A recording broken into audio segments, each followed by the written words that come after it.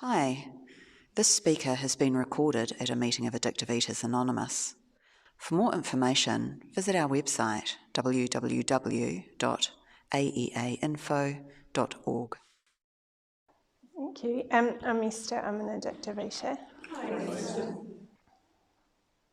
Yeah, it's really nice to know who I am today and what I am, and just to feel like I've got somewhere I belong, and that's here. I guess. For me, that feeling I was different around food started pretty early, and I can definitely remember it about 7, and it was just getting this little thing inside me that it was like an itch I couldn't scratch, until I ate something, and it was just the thought would come, and I wouldn't leave me alone until I helped myself to whatever it was I'd been thinking about, and then, it was always only going to be one, but it never was. And so I would often get caught, and asked, did you eat this? And, I always said no.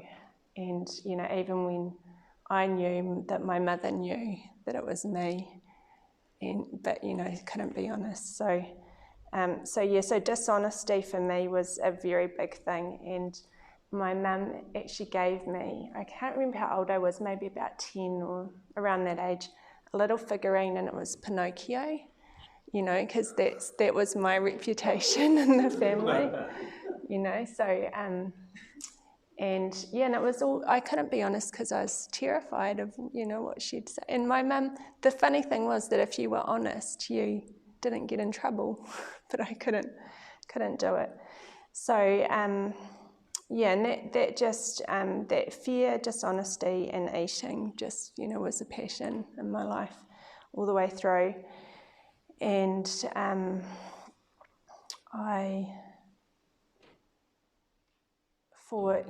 during my childhood, I don't think I ever thought once about my weight or my size or anything. But when I was about 15, I saw a photo of myself and I was shocked at what I looked like. Because I had put on weight by then and had no idea until I saw this photo. And then, I started to just try in little ways to find ways to not eat so much. And, in the beginning, it was pretty harmless. It might be I'd come home from netball practice and I wouldn't be very hungry, so I wouldn't have a full dinner or something like that. But, it just quickly, that just started a whole nother track.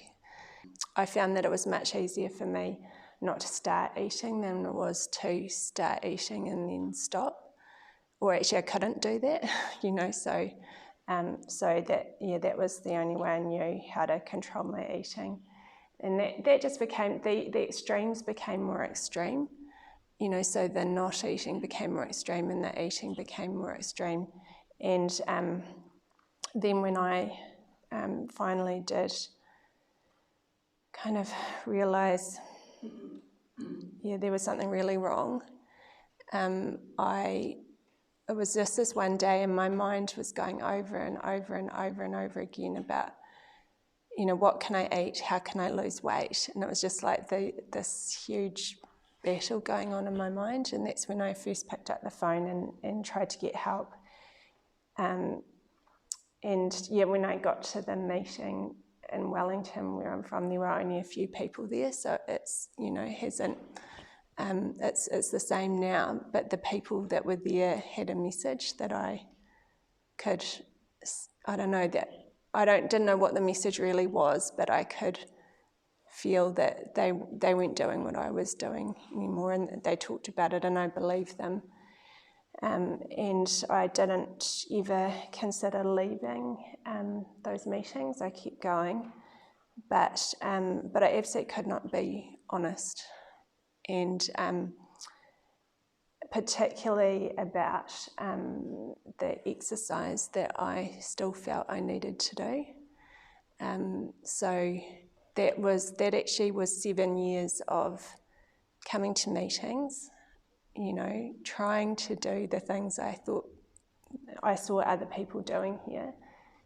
And in the meantime, having a secret life, really, just of, going up as many stairs as I could and having to walk to work every day. And if I didn't, if I was actually sick and I couldn't go, or, if I, for whatever reason, I would feel very anxious. And, and I never talked about it with my sponsor. And after that 7 years, everything kind of fell apart. And I just think that was me hitting my rock bottom physically, mentally, spiritually, emotionally. I think those are all the aspects of it. And was very puzzled. And then one day, someone who'd been in recovery for many years came to Wellington and shared her story. And I woke up in the middle of the night and I thought, I haven't got what she's got. And I thought, it's the exercise, And that's the first time I'd actually been honest with myself. The next day I spoke to someone in the fellowship about it and was honest with them. And then, I still couldn't stop. And that was the scariest thing. It would be like the person beating their head on the bar. I just find myself doing it. And and I didn't know what to do. And just this one day I just got down on my knees, and I don't know where it came from, but I just asked for one day sober off everything. And I knew I knew I couldn't do it. Like, I just didn't really know what I was asking. I just thought, I can't do this. And that was when things began to change. And that one day at a time, I was able to not pick up the first one, but I still wanted to. So it was hard. It was hard. I don't know how long that went on for, but it was for a couple of years. It was very painful, and I was full of fear, but something had changed, and I was able to, follow this program in a way I never had been able to before. Yeah, and just it's funny because when I go back to Wellington, actually at the end of the month, I'm starting a new job, and the job is with someone that I used to work for. So I'll be working for this man who I worked for years ago. And at that time, when I started working for him, I had been kept on at that workplace basically out of kindness, because that was when things were so bad. I wasn't actually there very often, to be honest. I wasn't there very often before he started in that job, and I had a very lovely manager who, just was so kind to me. And then she left, and this new man started. And I walked into his office the first time I met him, and he, and no one tells you this, but he was born blind. So, he was my manager, he was blind, but no one mentioned it before he started, of course.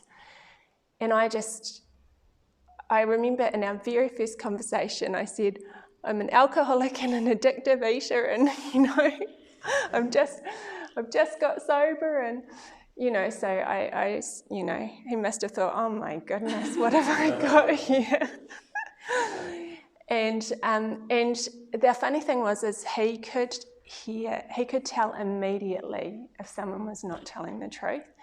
And I was so fearful, I was lying to him all the time, and I couldn't help myself. I can't remember the lies, but, they were just silly things, but I couldn't tell him the truth. And there was this one day where he asked me something directly, and I really wanted to lie, and I told the truth. And that was a turning point, I think, in our relationship, and we actually had a very, very good relationship, although when he left and he said, he gave a speech and he said, I think Esther was scared of me when I started here. And I didn't say, well, yes, I was. But anyway, I'm not scared of him now, and obviously he's given me a job, which is lovely, and I'm really looking forward to working with him again. And it just makes me think how much things have changed. That I'm not scared. I'm not scared in the same way I was. I'm not. I haven't become superhuman or anything like that. It's just, for whatever reason, that, when it says, I think there's one of the promises says, fear of people and of financial insecurity will leave us. And I used to hear that and think, well, that is never going to happen. And I can't say it has 100%, but it has much more than I ever thought would be possible. So, I'm very... and just the last thing I'll say is that because, for me, the honesty, to be able to be honest, I have to avoid fear at all costs, because that's when I start, lying. It's when I'm scared. So, but I'm just really looking forward to listening to others. So thank you.